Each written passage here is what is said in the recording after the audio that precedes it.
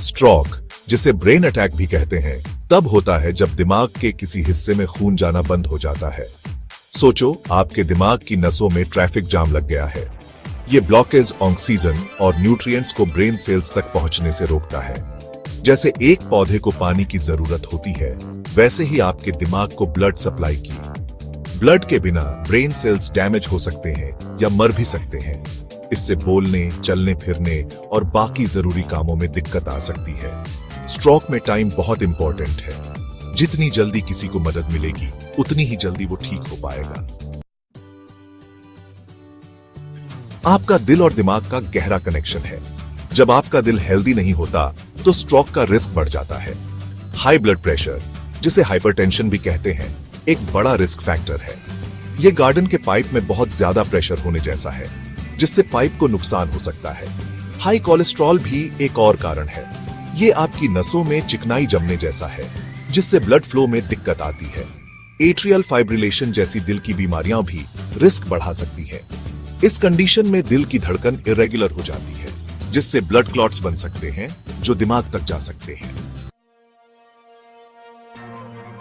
Stroke सिर्फ दिल की बीमारियों से ही नहीं जुड़ा है, दूसरी बीमारियां भी रिस्क बढ़ा सकती हैं। नेफ्रोपैथी या किडनी की बीमारी आपके पूरे शरीर में ब्लड वेसल्स को डैमेज कर सकती है, दिमाग के भी। कुछ स्टडीज बताते हैं कि कुछ सेक्सुअली ट्रांसमिटेड इंफेक्शंस या STIs और स्ट्रोक के बीच एक कनेक्शन हो सकता है।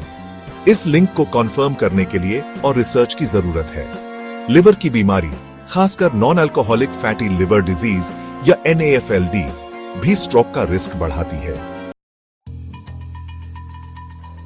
सेक्शन 4, स्ट्रोक के लक्षण पहचाने। फास्ट एक्शन जान बचाता है। स्ट्रोक के लक्षण जानना किसी की जान बचा सकता है।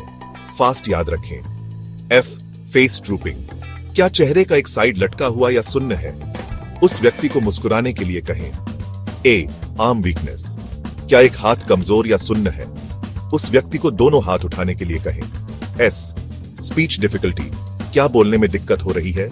क्या वो बोल नहीं पा रहा या समझने में मुश्किल हो रही है? T, time to call for help, अगर आपको इनमें से कोई भी लक्षण दिखे, भले ही वो थोड़े समय के लिए ही क्यों ना हो, तुरंत इमरजेंसी सर्विसेज को कॉल करें। सेक्शन 5, अलग अलग तरह के स्ट्रोक समझना। स्ट्रोक 2 तरह के होते हैं। इस्केमिक स्ट्रोक, ये सबसे कॉमन टाइप है।